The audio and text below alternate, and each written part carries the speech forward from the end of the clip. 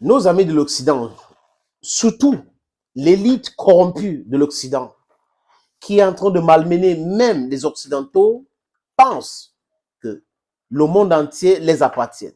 C'est-à-dire, il vient dans le pays des gens avec les sociétés alimentaires pour certains, agroalimentaires pour certains, qui créent des maladies. En fait, les amis, il faut bien regarder, toutes ces choses qu'ils fabriquent là, c'est pas pour le bien de l'être humain. Non. Ça crée des maladies et les hôpitaux tournent. C'est toujours l'industrie qui tourne par rapport à tout ce qu'ils créent.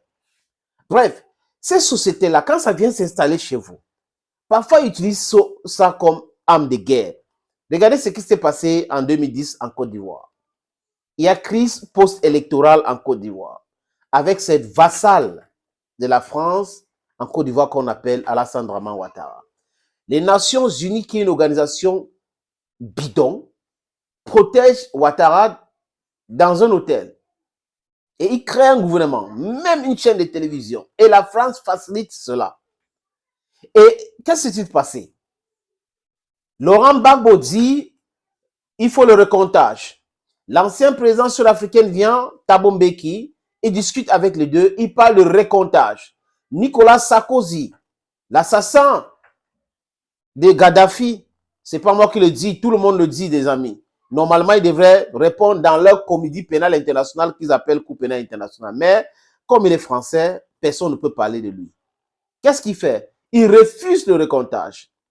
Il contacte les chefs d'État de l'Afrique de l'Ouest et un certain Goodluck Ebele Jonathan, un scandale, un intellectuel vraiment bidon, qui commence à mettre la pression sur Laurent Gbagbo.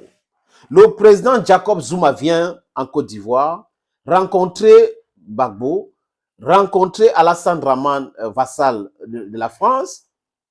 Et dans une réunion, il a même dit à Ouattara de la boucler parce qu'il bavardait trop.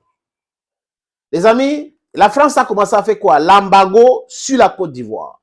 Les sociétés françaises fermaient leurs portes, les banques françaises et autres. Donc, les structures qui sont là pour servir le peuple, on utilise ça comme une arme contre ce même peuple-là. C'est comme si le peuple ivoirien était en train de les soutenir, alors que le peuple ivoirien a mis ses fonds dans ce banc-là. Ce sont des structures, si ces sociétés travaillent, c'est pour leurs propres intérêts, parce que nous sommes dans le capitalisme sauvage même, les amis. Ils fermaient les stations de service qui appartenaient à la France et autres, et aux nations de l'Occident. Ça, c'est le chantage.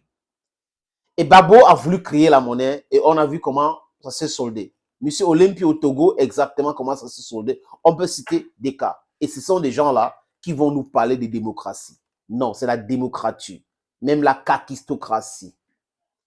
Chers amis, salut et bienvenue sur cette plateforme. Quand la Russie annonce l'opération spéciale en février 2021, les sociétés de l'Ouest qui étaient installées en Russie continuent à faire les affaires.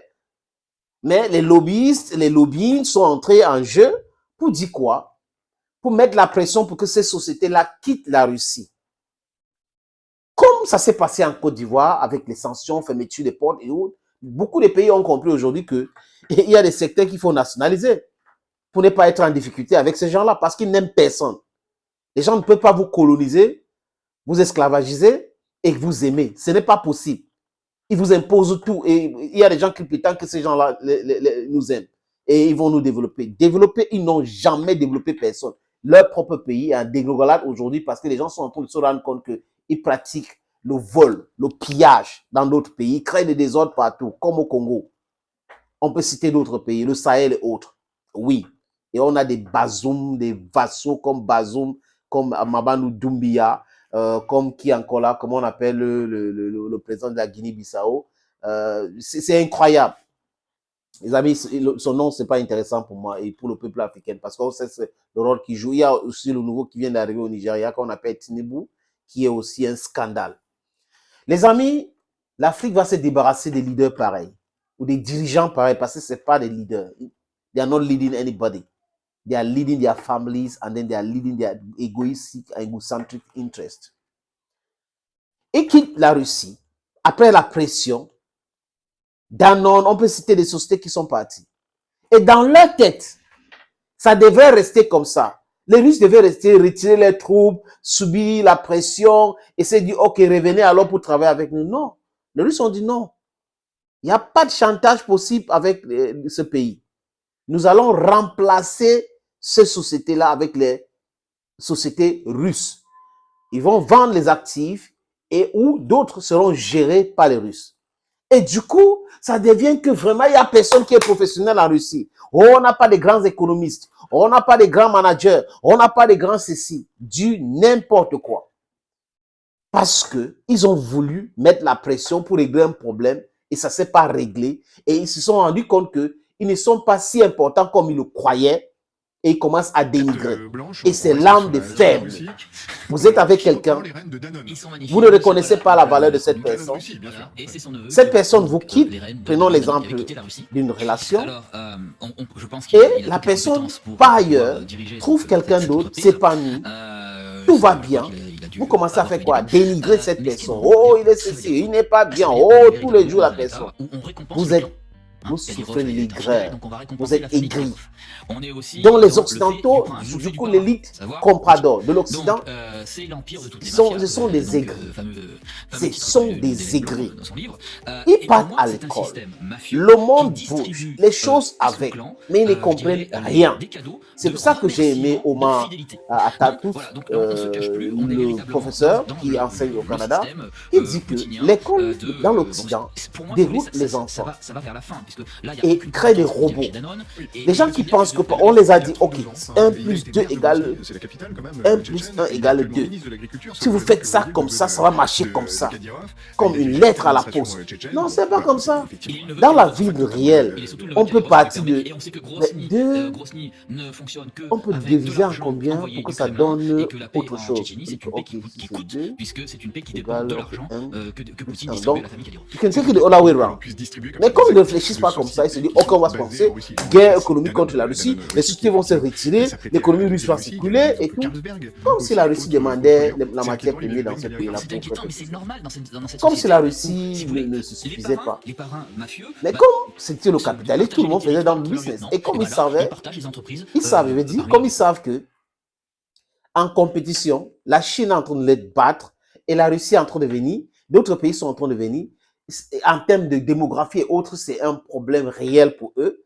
Ils commencent à chercher les problèmes, à vouloir faire les guerres. Mais les guerres que vous avez gagnées avec le concours de l'Union soviétique et de l'Afrique.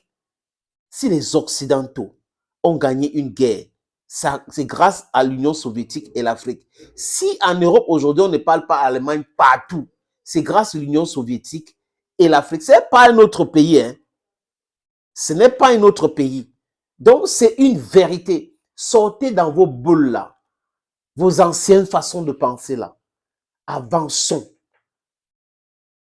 C'est-à-dire qu'oubliez, vous n'êtes plus incontournable. Vous avez prétendu être incontournable, vous contrôlez tout, vous, la justice, l'armement et tout. Mais aujourd'hui, tout le monde peut voir, ça saute à l'œil, that you guys are paper tigers. You make a lot of noise. And today you'll be having another organization that will be there to do what, please? To counter NATO. Thank you, friends, for watching. God bless you. Bye-bye.